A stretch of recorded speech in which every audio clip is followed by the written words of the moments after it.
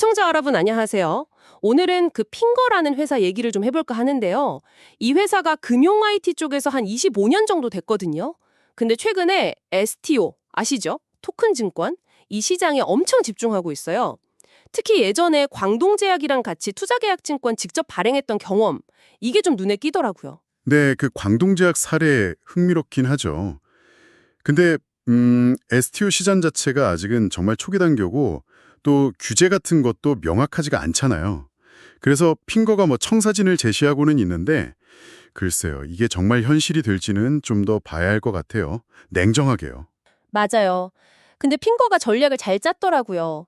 투트랙 전략이라고 하던데, 그러니까 기존 금융사들 있잖아요. 거기는 기존 시스템이랑 붙이기 쉽게 미들웨어 솔루션을 제공하고, 또 자체 금융 인프라가 좀 약한 비금융 기업들, 이런 데는 SAS 방식 알죠?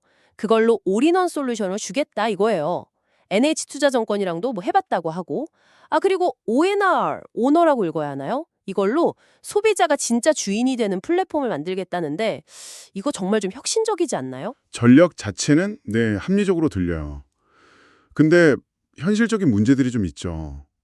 금융사들은 레거시 시스템 바꾸는 거 되게 싫어하거든요. 비용도 많이 들고 위험 부담도 크고. 비금융사 입장에서는 또 초기 구축 비용 이것도 부담이고. SAS 모델이 과연 우리한테 얼마나 도움이 될까? 이런 의문도 가질 수 있고요. 그리고 자체 개발했다는 그 분서번장 기술 F체인 이것도요. 경쟁 기술이 워낙 많아서 핑거만의 확실한 뭔가 차별점을 보여줘야 할 거예요. 보안 때문에 MPC 기반 디지털 금고 얘기도 하던데 이것도 뭐 내부자 위협까지 다 막을 수 있을지는 글쎄요. 약간 미지수죠. 그렇군요. 그럼 광동제약 사례는 어떻게 봐야 할까요? 이게 그냥 돈 모으는 걸 넘어서는 거잖아요. 소비자가 예를 들어 비타 500에 직접 투자하고 그게 잘 팔리면 수익을 나눠 갖는 구조니까. 그러니까 이게 기존 유통 구조를 확 뛰어넘어서 기업이랑 소비자가 바로 딱 붙는 거잖아요. 이익도 나누고. 기업 입장에서는 고객이랑 직접 소통하는 채널도 생기는 거고. 핑거는 이걸로 기업들의 디지털 전환까지 돕겠다 이런 큰 그림 같던데요.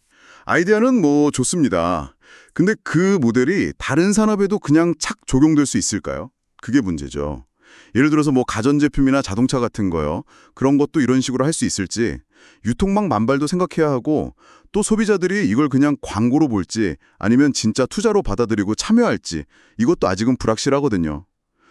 그 오너 플랫폼이 계속 돈을 벌 수 있는 모델이 될지 아니면 그냥 잠깐하고 마는 마케팅 이벤트일지 이것도 좀 지켜봐야 합니다. 하지만 핑거는 이 STO 시장 잠재력을 엄청 크게 보더라고요. 현재 금융자산 시장보다 훨씬 더 크다고, 뭐 부동산, 미술품 이런 실물 자산들이 전부 토큰으로 쪼개져서 거래된다면 와, 시장 규모가 어마어마해지겠죠. 더 나아가서는 뭐 가상자산, 토큰 증권, 스테이블 코인까지 다 엮어서 한국형 토크노믹스 이런 생태계를 만들겠다는 구상도 있고요. 심지어는 AI가 분산 원장 위에서 알아서 경제 활동하는 시대까지 본다는데 이건 좀 먼 미래 같긴 하지만요. 그 미래 오기 전에 현실적인 문제가 너무 많아요. 그 가상자산 이용자 보호법, 그거 하나로는 부족하고요. 핵심인 토큰 증권 제도와 디지털 자산 기본법, 이런 법들이 지금 2025년인데 아직도 국회에서 논의 중이잖아요. 이게 언제 될지. 또 법들이 막상 나왔는데 서로 충돌하거나 규제가 너무 세면 오히려 시장이 확 죽어버릴 수도 있어요. 금산법 완화 문제도 크고요. 금융회사가 비금융회사 지분 갖는 거예요. 이것도 어떻게 될지 모르고. 해외 컨설팅 보고서에서 뭐 시장이 엄청 커질 거다. 이렇게 예측은 하지만 그건 그냥 예측일 뿐이죠. 구체적인 건 아무도 몰라요. 당장 핑거 올해 매출 예상치가 1,000억 원인데 그중에서 STO 솔루션 매출은 거의 없다는 거. 이거 중요합니다. 대부분 기존 IT 사업이에요. R&D에 매출 20% 쓴다는 건 대단하지만 그게 돈으로 돌아오려면 시간이 꽤 걸릴 겁니다. 해외 진출. 거기도 규제가 만만치 않죠. 네, 뭐 현실적인 어려움이 많다는 건 알겠습니다. 그럼에도 불구하고 핑거가 STO로 기업이랑 소비자를 직접 연결해서 가치를 나누겠다. 이런 방향성 자체는 저는 되게 주목할 만하다고 봐요. 광동제약 같은 성공 사례를 계속 만들어간다면 분명히 이 시장에서 중요한 역할을 가능성은 충분히 있다고 생각합니다. 잠재력 자체는 저도 어느 정도 인정합니다.